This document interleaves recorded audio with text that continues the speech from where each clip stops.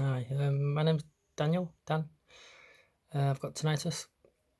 I think I've got hyperacusis and triple TS, tensor tympani syndrome. Yeah, yeah. I think that's how you call it. Double TS, whatever. It's awful anyway. I think I first got that around December time. My kids was all watching Liverpool, and I noticed when they were screaming that my ears were doing this weird fluttering thing. It's like weird fluttery thing in my ears. Never thought anything of it. Yeah, didn't even cross my mind. Didn't even think anything of it. Just thought, oh, my ears are playing up. Then I think the hyperacusis. I think if it's hyperacusis, I've not got a diagnosis yet, but it is. I'm assuming it's pretty difficult to get one from a specialist. I'm not sure. My wife just thinks I'm going crazy. Started with I could hear whooshing sound in my ears when I was tapping on my phone. So like if it was scrolling through my phone, it'd be a whoosh, whoosh, whoosh. Tapping, very weird shit. Freaked me out, to be honest. So I stopped using my phone for about.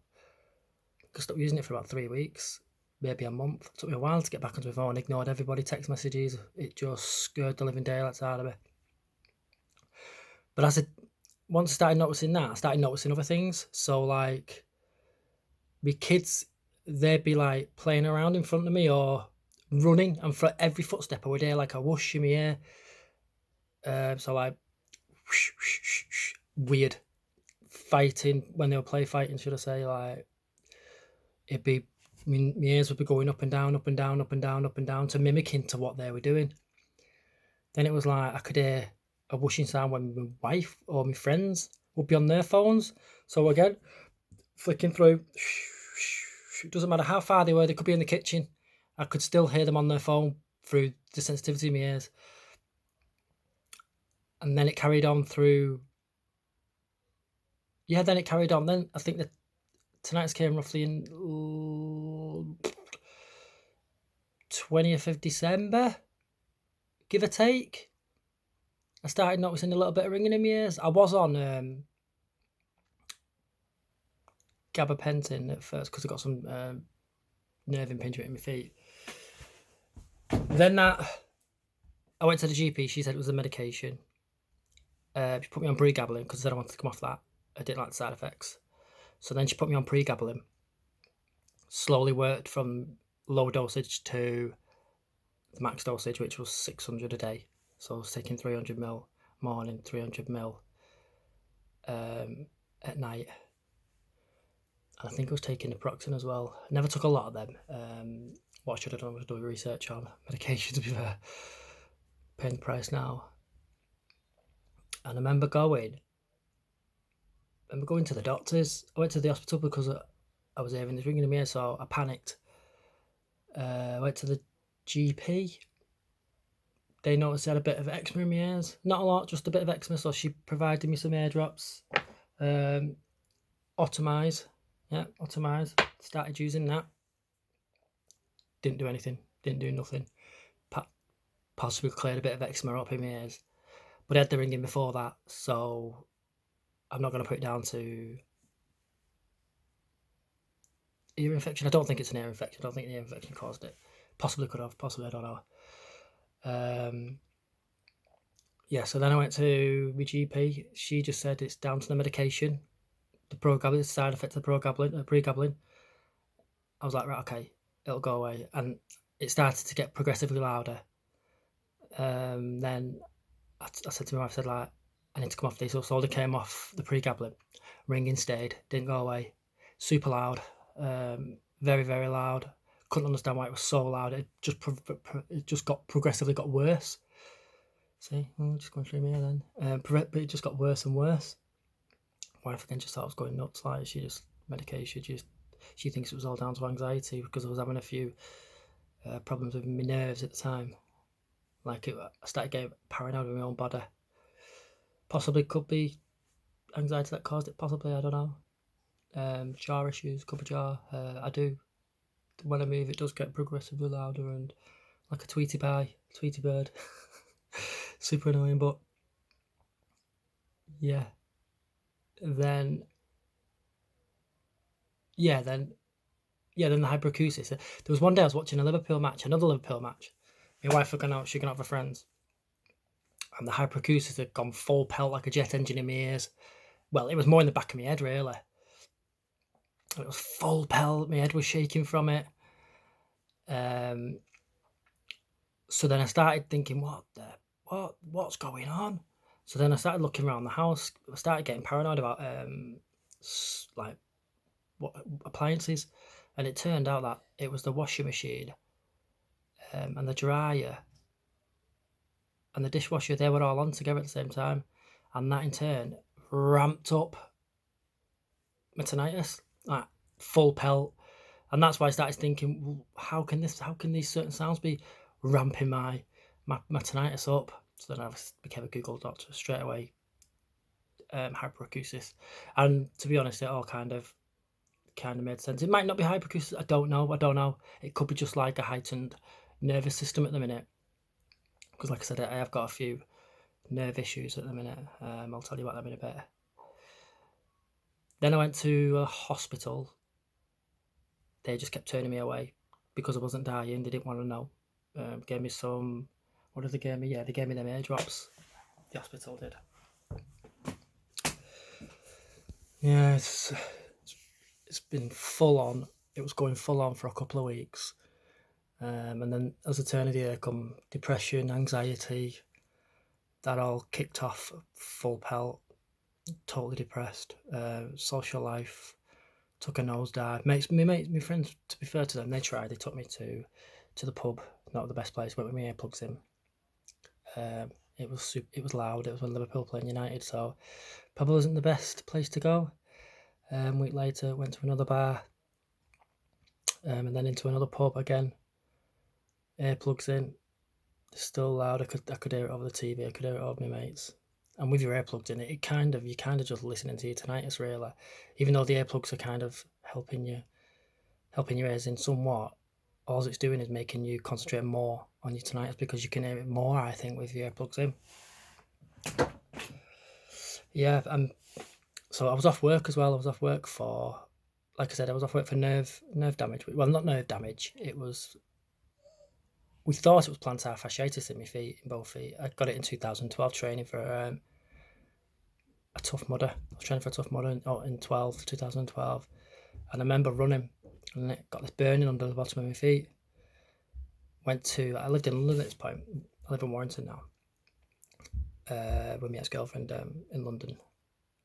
So yeah, I was into me fitness really badly. So I go gym every day, cycle every day, run every day. And this day I went for a 3-mile run around Peckham Rye. Next thing I know, my feet started burning. Went to a physio. He said, "You've got plantar fasciitis." Gave me some exercises. And from 2000, never ever went away. I just kind of self-managed it for 7 years. This year, I went working on a construction site as a trainee electrician with my friend, with my mate. And my feet were just burning because it was a lot. What I couldn't do was stand still, and it was a lot of standing still. And that caused my feet to burn even more, to the point where I only lasted 3 days on the construction site. Got my old job back as a support worker, luckily. They were pretty good, good company to work for. Yeah, so my feet were in. I went for a massage on my legs, and then that just set my feet off to a whole new level, to the point where I couldn't walk for a month. Turned out, I went to a foot specialist. Turned out that it was a nerve entrapment in both feet, because I've had an MRI done on my neck and spine. There's no nerve entrapments there or any damaged nerves. I've had a nerve induction test. There's no same again with that. I'm assuming, I've not had the results, but I'm assuming that's going to come back fine. I've more got a nerve entrapment, so I've got an appointment on the 25th of March to see what will come of that. Yeah, they sent me to a neurologist first when they really shouldn't have. They should have just sent me straight to a foot specialist in Whiston. And I've noticed, as I've noticed now, is that because I was off for so long and I put my body through so much stress, I started concentrating on my circulation on my body. And when I started concentrating on my circulation, because I was feeling these, like, I don't know, it was like my circulation was moving about. It just didn't feel like it was going round. So I was panicking over it. I went into the hospital. Kept going to the hospital to say my circulation. I had a Doppler test. It was all fine, but I just couldn't get it out of my head. It was my circulation. It was my circulation. There's something on my circulation. And this is what your mind plays tricks on you with. As time went on, I only started realising around about 2 weeks ago that it was my nerves. I could feel my nerves literally pulsating in my feet, in my hands, in my feet. This is obviously from the trauma I put my body through. I could feel it I can even feel it in my face. So when they're all set off, I can feel it above my ears, and it wraps around my face. So what I have noticed with the hyperacusis or the tinnitus is when sound travels through my ears, I get this like fluttering, tingly feeling above my ear, which then goes through my head. It kind of brings it out like a migraine, but it's not a migraine. It's all I feel in my face is all my nerves in my head. If I'm here pulsating, and this is all down to sound. So when sound goes through my ears, I get this like ant feeling across my head. Depending on, like, if it's quiet and someone like whispers, it just flutters, like it kind of just flutters. Like when I was driving the car, then picked up one of them, was driving the car back, and when the car gets faster and faster, the nerves in I can't. It's weird. It's weird. Try to explain this to your GP. They just think you're going crazy. I can feel all my nerves in my head, around my face here, and it's like a bell palsy kind of thing where it kind of pulls your face to one side, but without the paralysis. And it just doesn't go away until I get out the car. Like it's kind of just pulsating here now a little bit because I'm talking. The tympani effect, cutlery, even now to the point where my own kids' voices trigger it. Constantly got the muscles in my ears fluttering all the time, and that drives me nuts. The louder my hyperacusis goes, the louder my tinnitus goes. It did quieten down. From the jet engine I had. It's quietened down so much, but it's still there. I can still hear it over the TV. I can still hear it over the conversation, and I can still hear people on the phones tapping away. It's an experience when you go into the supermarket. It's more like frequencies. I'd say more frequencies and static.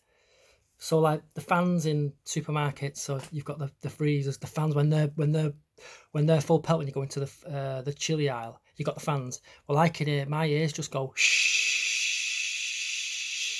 to the fans. People walking in the supermarket, because there's hundreds of people walking in the supermarket.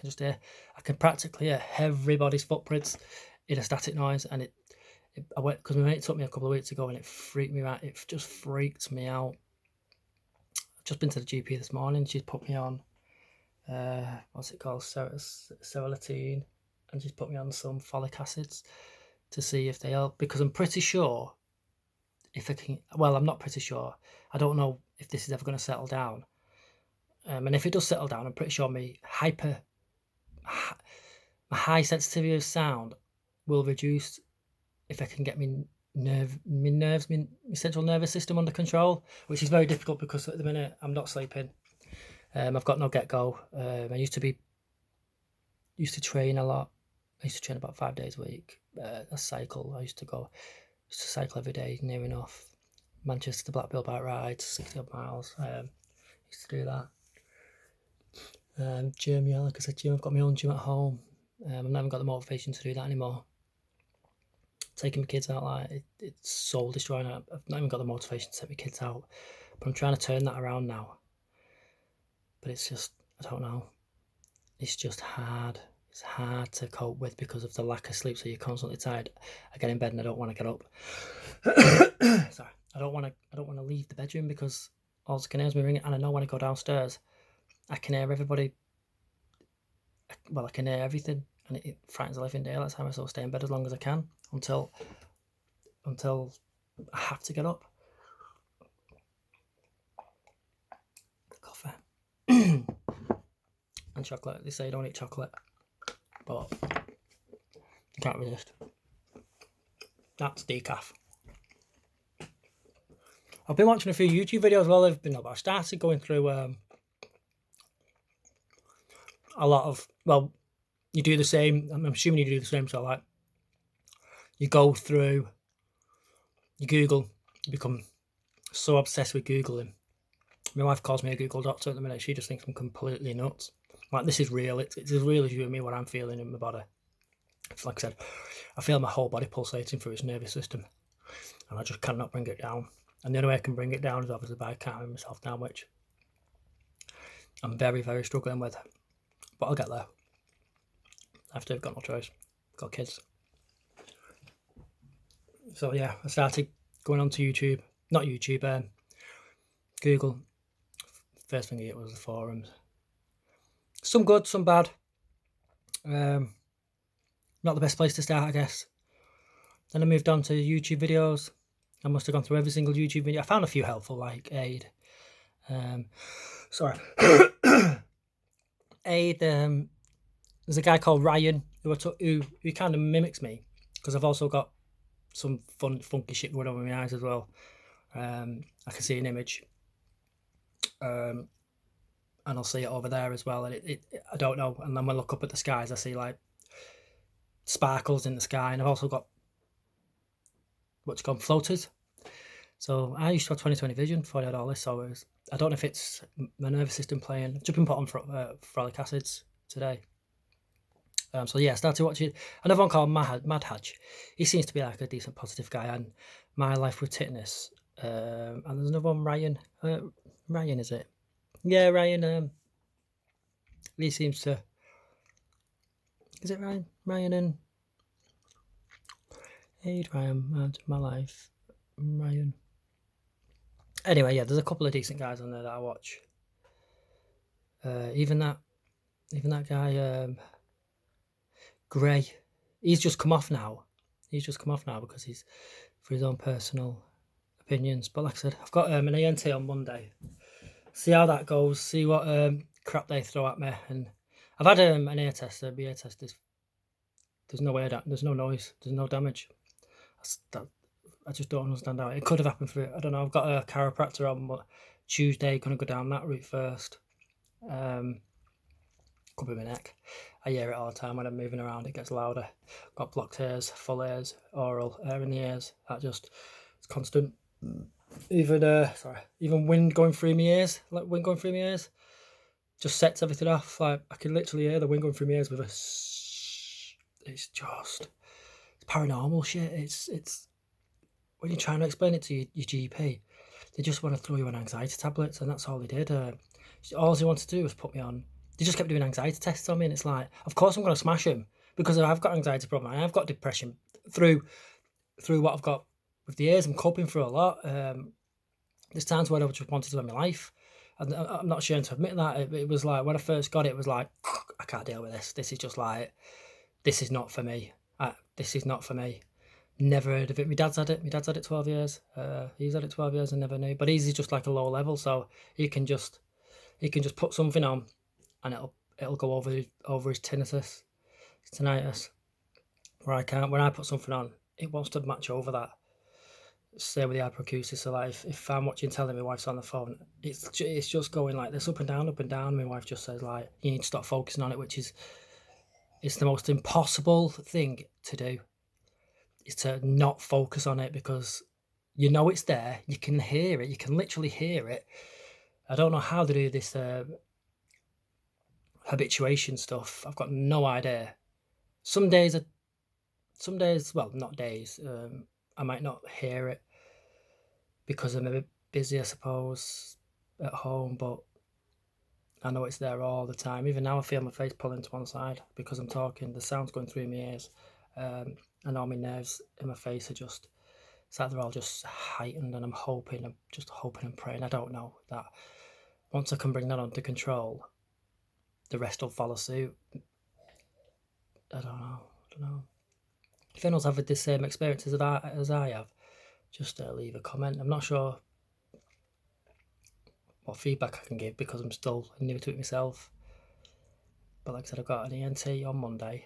I'll see how that goes. I've got a chiropractor on Tuesday. That's mainly a consultation. So she wants to know a bit about my tinnitus.